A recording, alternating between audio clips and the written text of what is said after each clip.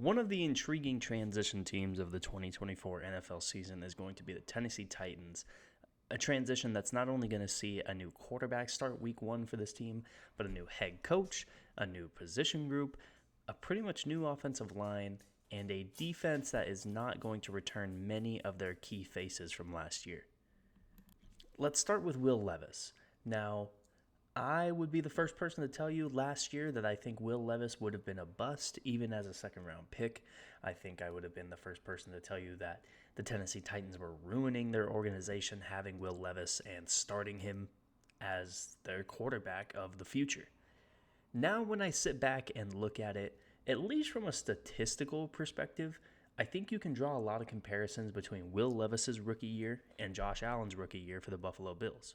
Now, I do think that Will Levis had much more at his disposal when it comes to a position group talent than Josh Allen did in his rookie year.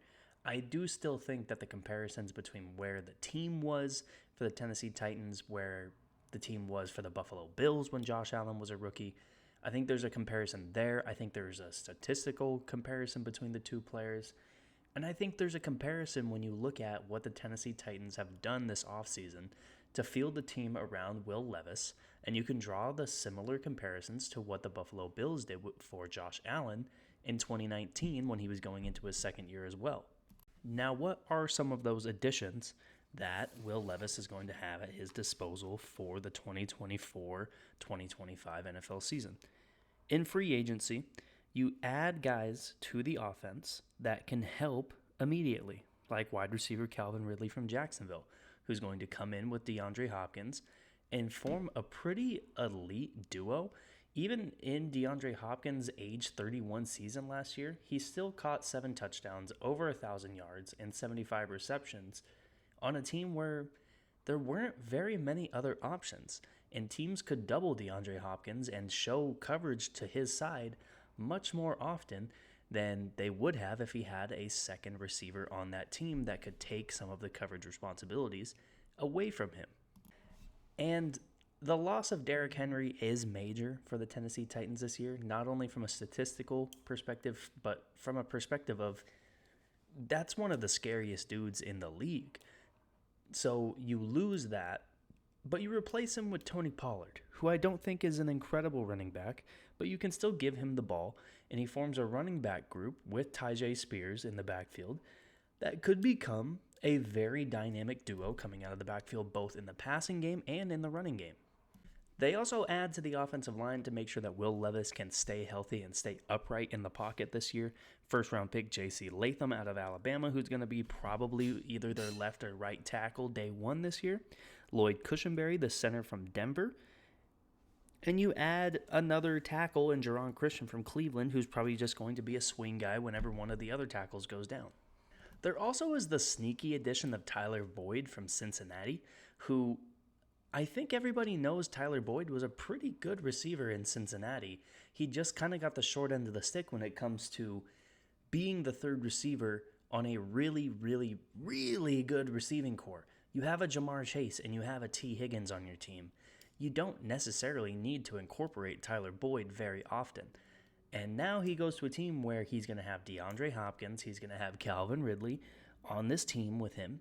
He's going to be able to showcase what it really means to be a great number 3 receiver in the NFL. And I think he's going to help Will Levis day one. Now, another guy who was supposed to make a splash in his first 2 years in the NFL is Treylon Burks. And he didn't make a splash. He barely even got in the water here. He had a measly 50 receptions over his first 2 years for 665 yards and 1 touchdown. He caught about 47% of the passes thrown his way. His targets, he caught 47% of them. It's not great, you know. You hope he can develop into something for this team because it's his third year. You took a guy in the first round, 18th overall. You hope to be able to get some sort of production out of him. And even if you can't get production out of him, you hope he looks good enough to be able to trade, because there still are a lot of trade rumors around Treylon Burks, regardless of whether or not he's been producing the first 2 years of his career, because a lot of teams think he can be a decent receiver in the NFL, apparently. So you hope he can do something in the preseason to show he is on the right track with this team and can make some sort of, he can develop some sort of chemistry with this team. Because if he has another year where he has 221 receiving yards and only plays in 9 games, he's not going to be a Tennessee Titan for very long. Let's move over to the defense, and let's start with the biggest move that this defense made in the offseason, and that's trading for Kansas City Chiefs cornerback L'Jarius Sneed. Been a multiple-time Pro Bowl player, and he's been one of the most important players in making the Kansas City Chiefs a 3-time Super Bowl champion over the last 5 years, and making them back-to-back champions the last 2. The Tennessee Titans also added Chidobe Awuzie in free agency from Cincinnati, so this duo joins a cornerback room with names like Caleb Farley, Trey Avery, Anthony Kendall, Tay Gowan, not a very great Roger McCreary and Jarvis Brownlee from the draft as well for that cornerback room. Not an incredible secondary, but you hope that they can be complementary to an upfront defense that's going to feature Jeffrey Simmons inside, Harold Landry on the outside, Kenneth Murray, who they bring over from the LA Chargers, Sebastian Joseph Day inside that they bring over from San Francisco, and their second-round pick, T'Vondre Sweat, who they drafted out of Texas. You hope that defensively, this is a top 10 to top 15 defense if you want to be competitive as a winning team in the NFL.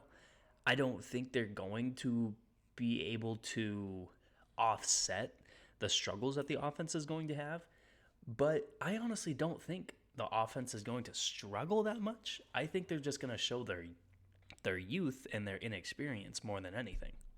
Youth and inexperience is going to be very plentiful with this roster when you look at the losses that they had.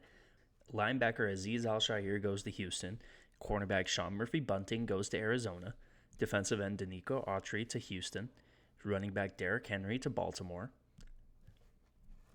Just right there, those are 4 names that have been with the Titans for a long time. 4 names that have helped the Titans win games, even though they only won 6 last year.